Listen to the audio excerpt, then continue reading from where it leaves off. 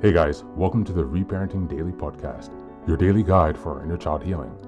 This podcast helps you establish a consistent reparenting routine and is divided into 3 sections.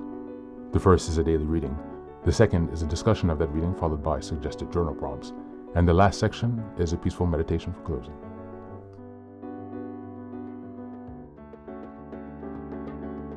Good morning, good afternoon, and good evening from whenever and wherever you're joining us. I'm so glad that you're here as we continue on this journey of self-expansion and growth. If this is your first time, welcome. Now, before we dive in, I have a few quick reminders. Please like, share, and subscribe to this podcast on Apple Podcasts, Spotify, and YouTube. Your support here helps us spread the word, allowing us to continue to grow this community. Next, I'd like to introduce our Patreon group, where we have 3 weekly meetings. On Sundays, we have a meditation meeting. On Tuesdays, we have book club meeting. And on Thursdays, we have open topic discussions. These meetings take place at 6 p.m. CEST, so Amsterdam, Paris time. For my next announcement, I'd also like to introduce the Reparenting Daily journal, which you can find on Amazon. This journal follows along with the podcast, so each weekly and monthly themes are reflected in the journal. It provides space for you to keep your notes with plenty of extra resources on each topic that we discuss. It's an excellent tool, and if you purchase it, you can join our weekly meetings for free. Just send me an email and we'll get you linked in. For the last announcement, I'd like to introduce one of my most meaningful creative projects, a 3-volume series entitled Fairy Tales for Reparenting. Now, you might be wondering, why fairy tales? Aren't those just for kids? But through my personal healing journey and in studying the work of Carl Jung, Marie-Louise von Franz, and other spiritual and psychological traditions, I've come to see fairy tales as powerful symbolic maps for transformation. They carry deep, timeless wisdom, especially for those of us doing the hard work of reparenting ourselves. The series follows the structure of the hero's journey. Volume 1 explores the wounded child, stories of loss, betrayal, and innocence. Volume 3 is about the trials of endurance, cunning, and self-discovery. And Volume 3 is the return, stories of transformation, power, and wholeness. Each story is followed by journal prompts and space to reflect on how each story connects to your own inner healing journey. These are not just tales, they're tools. They're an invitation to connect with the part of you that still believes in magic and possibility and healing. You'll find both familiar classic and lesser-known stories from cultures around the world, offering you fresh insights and inspiration on your path. All 3 volumes are now available on Amazon. Your support means so much to me, not just for this project, but for the larger mission of helping myself and others reconnect inwardly. Reparenting is like nurturing a bonsai tree. It's not fast, it's not flashy, but with care, patience, and consistency, it will transform you. Thanks so much for being here and for supporting this work, and also for committing on your personal journey of self-expansion.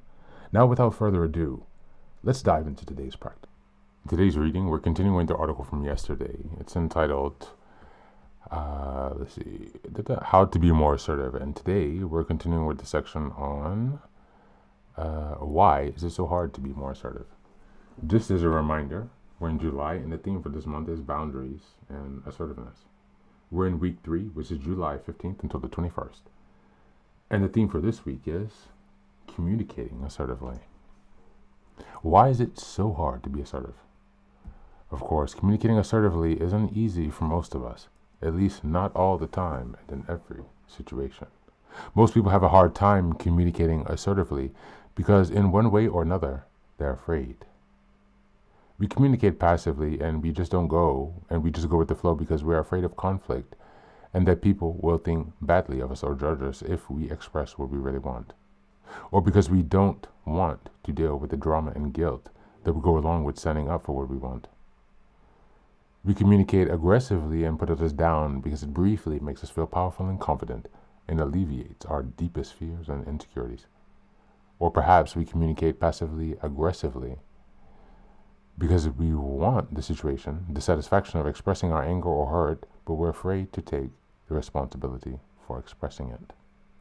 In each case, we tend to avoid assertive communication because we're afraid of how others might feel as a result. Angry, guilty, anxious, disappointed.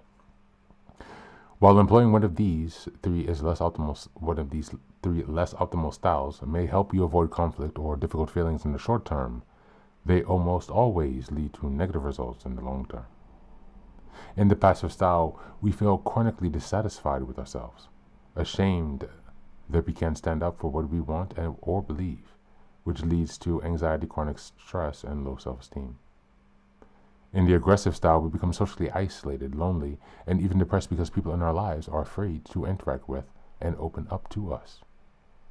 In the passive-aggressive style, people lose their trust in and respect for us, and often chronically frustrated and irritated because of our flaky and responsibility avoidant behavior. On the other hand, there's often temporary discomfort when discomfort and blowback when we act or speak assertively. When speaking up for what we want to believe can produce temporary anxiety and nervousness. Sharing how we really feel leaves us vulnerable and may expose our insecurities or fears. And taking responsibility for our actions is difficult and requires a lot of work sometimes. The initial discomfort of assertiveness can be even stronger when the people in our lives aren't used to us acting this way. For example, after years of just going with the flow, whenever your spouse suggests a family vacation, they might be surprised when all of a sudden you say no and suggest an alternative. Others may say or imply that you're selfish by not going along with their requests. Or your attempts at being more direct and respectful may be met with internal doubts or mistrust. But ultimately, the habit of communicating assertively, of clearly and respectfully expressing your wishes and feelings, leads to the best outcomes in the long run.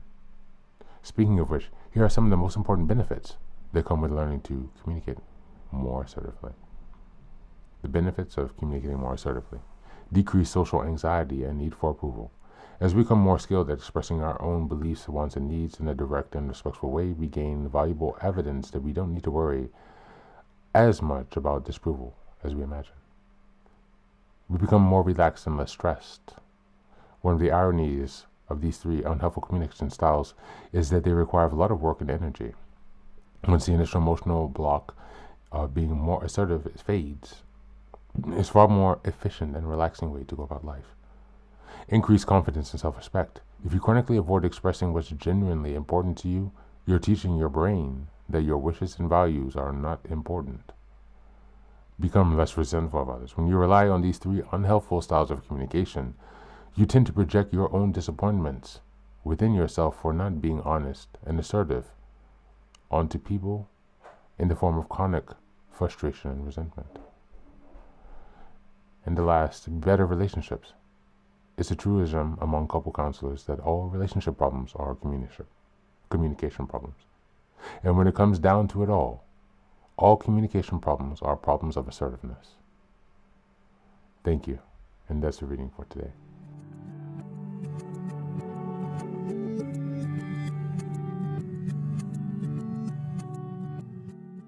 Welcome back. As children, many of us learn to fear honesty.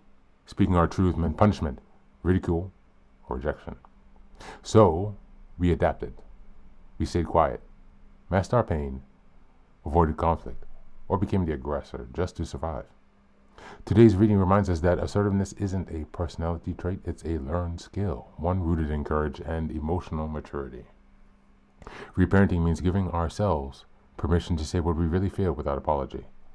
Yes, at first, it may cause tension within yourself and with others. The people who benefited from your silence may push back, but over time, this discomfort gives way to freedom, clarity, and stronger self-worth. Assertive communication tells your nervous system you are no longer a prisoner of other people's expectations. You are allowed to have a voice and to be heard. As we go into the journal prompts today, number 1, what am I afraid will happen if I start speaking more assertively? Number 2, when in my childhood did I learn that honesty wasn't safe? How can I gently challenge that belief today? And number 3, what's one area of my life where I can start practicing assertiveness with calm and clarity? That's it for today. As always, thanks so much for being here. Take care of yourself and please do be well.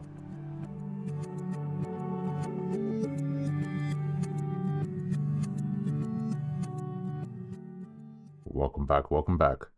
Now, this is the third and final section of the daily podcast. This is your silent meditation.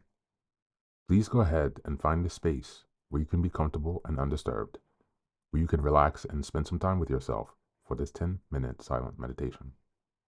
You can choose to be sitting, standing, lying down, or in whatever position makes you comfortable today. Take a moment to simply be with yourself. Focus on your breath and gently connect with each part of your body. If thoughts arise, don't let them overwhelm you. Just observe them without attachment. Imagine them as leaves drifting down atop a river, passing by without needing your engagement. Stay present, grounded, and open to this moment, no matter what time you are listening and practicing this meditation. Namaste.